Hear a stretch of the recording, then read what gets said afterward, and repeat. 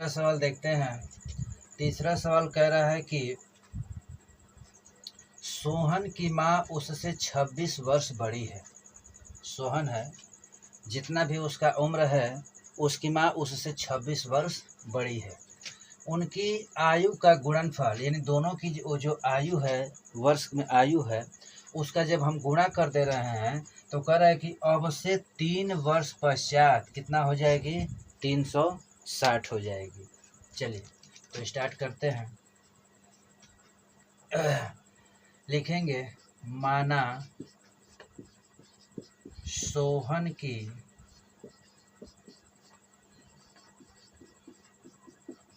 वर्तमान आयु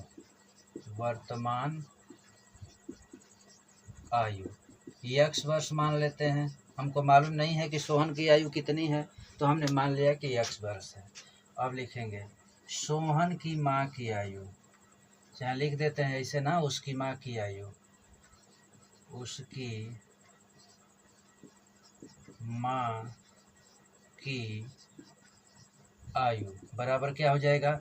ये आज x वर्ष का है तो इसकी माँ अगर 26 वर्ष बड़ी है तो क्या हो जाएगी? x प्लस इसके आयु में 26 वर्ष जुड़ जाएगा तो x प्लस 26 वर्ष। ठीक है, चलिए अब लिखेंगे क्या, देखिए क्या कह रहा है कि उनकी आयु का गुणनफल, अभी आयु ने गुणनफल अब से 3 वर्ष पश्चात, यानी अब से अगर 3 वर्ष बाद दोनों को देखा जाए और उसकी आयु का गुणनफल किया जाए तो वो 360 के बराबर हो जा रहा है। तो हम लिख देते हैं प्रश्नानुसार क्या कर रहा है? 3 वर्ष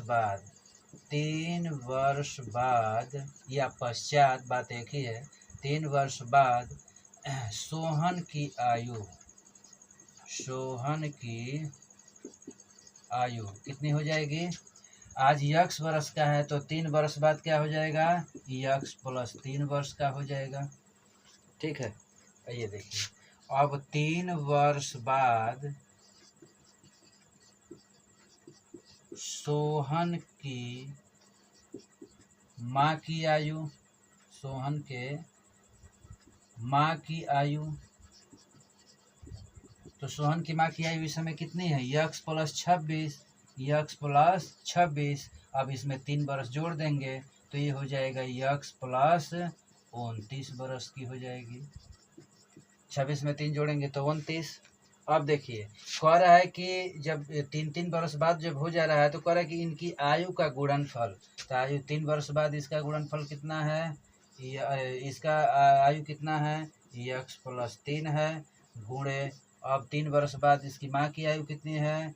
x प्लस 29 और बराबर कितना हो रहा है? 360। इसको हल कर देंगे और एक इक्वेशन मिलेगा, उसी इक्वेशन को हमको निकालना है द्विघात समीकरण बनाकर। चलिए x में x का गुणा करेंगे तो x स्क्वायर प्लस x का 29 में गुणा करेंगे तो 29x प्लस 3 का x में करेंगे तो 3x प्लस 3 का 29 में गुणा कर लीजिए, 3 9 27 का 7 2 हासिल, 3 दूना के 6 2 8 और बराबर ये 360। चलिए देखिए x स्क्वायर प्लस 29x और 3x कितने x? 32x प्लस 87, अब 360 इधर आएगा तो माइनस 360 बराबर 0। देखिए x स्क्वायर प्लस 32x, अब माइनस 360 में से 87 घटेगा तो कितना होगा? घटा लीजिए, हाँ माइनस 273 होगा शायद, देख लीजिएगा आप, घटा के देख लीजिएगा, शायद इतना ही आएगा। चलिए तो ये हमको इक्वेशन मिल गया, कैसा? द्विघात समीकरण। चलिए देखिए अगला सवाल देखिए, एक रेलगाड़ी 480 किलोमीटर की दूरी समान चाल से तय करती है। एक रेलगाड़ी है, समान चाल का मतलब एक बराबर चाल से एक रेलगाड़ी है जो चल रही है, कितनी दूरी तय कर रही है? 480 किलोमीटर। आगे कह रहा है कि यदि इसकी चाल 8 किलोमीटर प्रति घंटा कम कर दिए, इस चाल को थोड़ा सा कम कर दी जाए, तो जाहिर सी बात है कि मान लीजिए कोई समान चाल से चल रहा है और चाल कम होगा तो समय ज़्यादा लगेगा। तो कह रहा है कि वह उसी दूरी को, माने इस 480 किलोमीटर की ही दूरी को तय करने में 3 घंटे अधिक लेती है। जब चाल कम करेंगे तो जाहिर सी बात है कि समय बढ़ेगा, चाल स्पीड ज़्यादा करेंगे तो समय घटेगा। चलिए इसको मान लेते हैं। समीकरण हमको तैयार करना है, तो इसकी चाल हमको मालूम नहीं है, तो हम मान लेते हैं कि माना रेलगाड़ी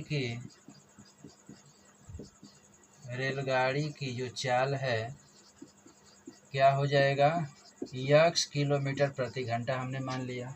अच्छा, कितनी दूरी तय कर रही है? पूरी दूरी कितनी है? 480 किलोमीटर। अच्छा, तो इसको समय कितना लगा रहा है? समय कितना लग रहा है? समय हमको मालूम ही नहीं है, तो इसको हम मान लेते हैं y घंटा। मान लीजिए समय हमने मान लिया y घंटा लग रहा है। अब देखिए एक फार्मूला आप लोगों ने पढ़ा होगा कि समय बराबर दूरी बटा 4। ये फार्मूला आप लोगों ने पढ़ा होगा। चलिए, तो समय हमने क्या माना है? y। दूरी कितना चल रहा है? 480 किलोमीटर। और किस चाल से? तो x किलोमीटर प्रति घंटा की चाल से। यानी जो समय आया वो 400, यानी वो x किलोमीटर प्रति घंटा की चाल से 480 किलोमीटर की दूरी उसने, ये जो हमने y माना है इस समय है, यानी y घंटा में वह रेलगाड़ी 480 बटा में x घंटा तय कर रही है। इतने घंटे में वह इस दूरी को इस चाल से तय कर रही है। तो इसको समीकरण नंबर 1 मान लेते हैं। यहाँ से देखिएगा, इसको समीकरण 1 मान लिए। अब देखिए प्रश्नानुसार देखिए क्या कह रहा है कि यदि इसकी चाल 8 किलोमीटर प्रति घंटा कम कर दी जाए। इस इक्वेशन को मैं पुनः लिख रहा हूँ, ध्यान से देखिएगा। यस, कह रहा है कि चाल को कितना कम करना है? 8 किलोमीटर प्रति घंटा। मान लीजिए 50 किलोमीटर प्रति घंटा की चाल से चल रही है और 10 किलोमीटर प्रति घंटा कम कर दिया जाए, 10 किलोमीटर प्रति घंटा तो घटा देंगे। तो इसी प्रकार जब यहाँ x किलोमीटर प्रति घंटा की चाल से चल रही है और 8 किलोमीटर प्रति घंटा की चाल अगर हम कम करेंगे तो इसमें से 8 घटा देंगे। ठीक है, y को थोड़ा सा और इधर लिख लेते हैं। अब देखिए, जब चाल घटाएंगे तो जाहिर सी बात, चाल घटाएंगे और इतनी ही दूरी तय करने के लिए जब चाल घटाएंगे तो दूरी तो है, ये जो समय है वो तो बढ़वे करेगा। तो कितना समय ज़्यादा लग रहा है? यहाँ दिया होगा 3 घंटा। 3 घंटा ज़्यादा समय ले रहा है। जाहिर सी बात है कि जब चाल को कम करेंगे तो समय ज़्यादा लगेगा।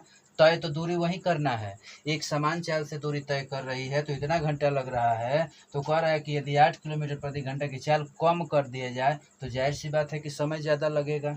चलिए इसको हल कर लेते हैं। 3 को उधर भेजते हैं तो y बराबर 480 बटा में x माइनस 8, ये +3 उधर जाएगा तो क्या हो जाएगा? -3। इसको इक्वेशन नंबर 2 कर लीजिए। अब देखिए इक्वेशन फर्स्ट और इक्वेशन सेकेंड में आप देख रहे हैं, दोनों का कंपेयर करा दीजिए, इस दोनों की तुलना कर दीजिए।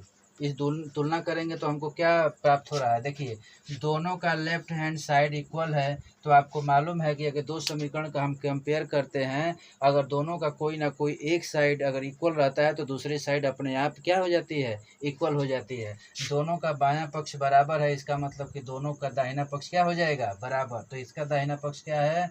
480 बटा में x अब बराबर इसका दाहिना पक्ष क्या है? 480 बटा में x माइनस 8 और -3। इससे एक समीकरण बन जाएगा।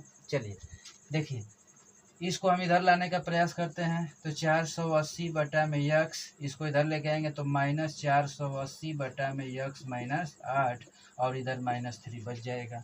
आगे देखिए, अब इसका एलसीएम ले लीजिए। एलसीएम क्या हो जाएगा? x और ब्रैकेट में x माइनस 8, एलसीएम ले लीजिए। x से x खत्म तो 480 का इस कोष्टक में मल्टीप्लाई हो जाएगा। तो देखिए हम थोड़ा सा डायरेक्ट कर रहे हैं, 480 का x में गुणा करेंगे तो 480 x। अब देखिए माइनस में माइनस 480 का गुणा 8 में करेंगे, देखिए 8 में 0 का गुणा करेंगे तो 0, 8 का 8 में करेंगे तो 64 का 4, 6 हासिल और देखिए 8 के 4 में करेंगे तो 8 चौके 32 और 6 कितना हो जाएगा, 32 और 6 38, तो ये हो जाएगा 38। अब देखिए माइनस है तो माइनस लिख दिया। ये यक्स माइनस 8 से यक्स माइनस 8 कैंसिल, तो यक्स बचा। अब यक्स का गुणा ये 480 में होगा, तो 480 यक्स और बराबर -3। चलिए देखिए अब इसको हल कर लेते हैं। है 480 यक्स प्लस में है, 480 यक्स माइनस में, तो ये कैंसिल हो जाएगा। अब यहाँ नीचे कुछ नहीं है तो एक है, फिर ये गुणा कर लिया जाए। देखिए यक्स और यक्स माइनस 8 का गुणा -3 में करेंगे तो माइनस, देखिए थोड़ा सा देखिए इसको एक बार उतार लेते हैं, उसके बाद गुणा करेंगे। -300 ऊपर कितना बचा, -3840, 3840 बटा में इसका गुणा कर लीजिए, यक्स स्क्वायर माइनस क्या हो जाएगा 8 यक्स बराबर इधर -3 और बटा 1। अब यहाँ तिर्यक गुणा कीजिए, आराम से कर लेंगे। देखिए यहाँ मैं कर दे रहा हूँ। चलिए यक्स स्क्वायर माइनस 8 एक्स का गुणा -3 में कीजिए। देखिए -3 का गुणा यक्स स्क्वायर में करेंगे तो -3 यक्स स्क्वायर। अब देखिए माइनस का माइनस में होगा तो प्लस।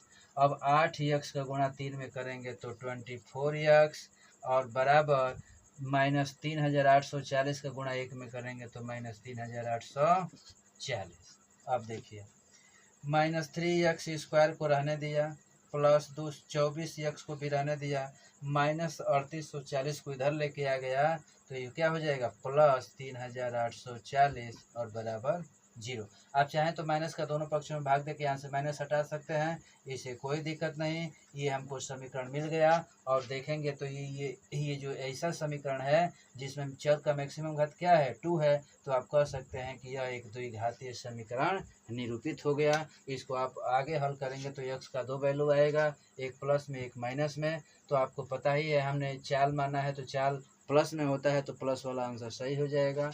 अब हमको केवल ये समीकरण निरूपित करने के लिए कह रहा था, इस समीकरण बनाने के लिए कह रहा था, तो हमने ये प्रश्न संख्या 2 का चारों पार्ट का समीकरण एक एक करके बना के दिखा दिया। इसको नोट कर लीजिएगा और इसको खूब प्रैक्टिस कीजिएगा। बिना प्रैक्टिस का सवाल नहीं आ पाएगा, ये गणित है, इसको प्रैक्टिस करना ही पड़ेगा। तब तक के